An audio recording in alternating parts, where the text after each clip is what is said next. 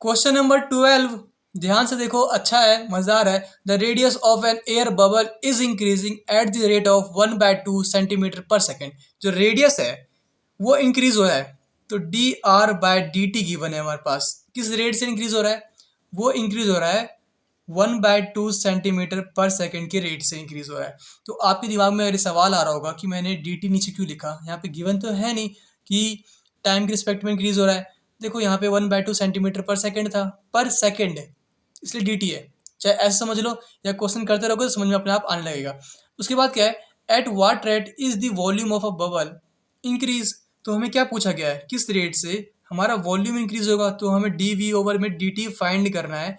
और कुछ क्या पूछ रहा है, क्या पूछ रहा है इसके बाद कि when the radius is equal to 1 centimetre, तो आर इज इक्वल टू 1 पे हमें D V over D T find करना है। तो हम क्या करते हैं, D V over D T find कर लो, उसके बाद उसमें आर की वैल्यू 1 पुट कर देना, हमारा आंसर आ जाएगा।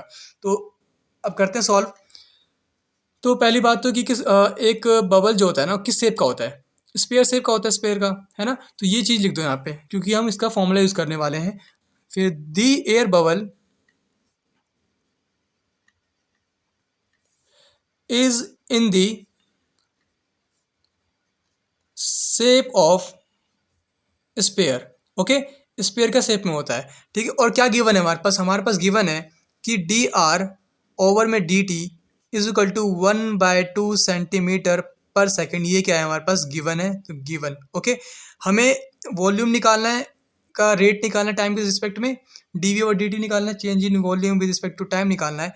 तो क्या करेंगे हम, पहले वो लिख दो, वॉल्यूम ऑफ स्पेयर क्या होता है, वॉल्यूम ऑफ स्पेयर, उसको हम v से डिनोट करने वाले हैं। तो is equal to v is equal to क्या होता है हमारे पास, 4/3 पाई आर क्यू। ओके, अब फाइंड कर लो D V over D T. तो D V over D T क्या आएगा हमारे पास, डी वी ओवर में डी टी, इसको डिफ्रेंशिएट कर दो विद रिस्पेक्ट टू टी। 4/3 का 4/3 क्योंकि कॉन्स्टेंट है हमारा, ठीक, पाई का पाई कॉन्स्टेंट है, इनटू में आर क्यूब को करो डिफ्रेंशिएट, तो हमें 3r² मिलेगा। फिर आर को करो डिफ्रेंशिएट टी के रिस्पेक्ट में, तो D R by D T value मिलेगी। ओके, अब बताओ मुझे, क्या इसकी वैल्यू गिवन है हमारे पास? बिल्कुल, ये रहा हमारे पास 1/2। तो ये पुट कर दो इसमें, तो 4/3 पाई इंटू में 3r² इंटू में 1/2। ओके, सॉल्व कर लो इसे। अब हमें क्या फाइंड करना था, हमें फाइंड करना था D V over D T at R is equal to 1।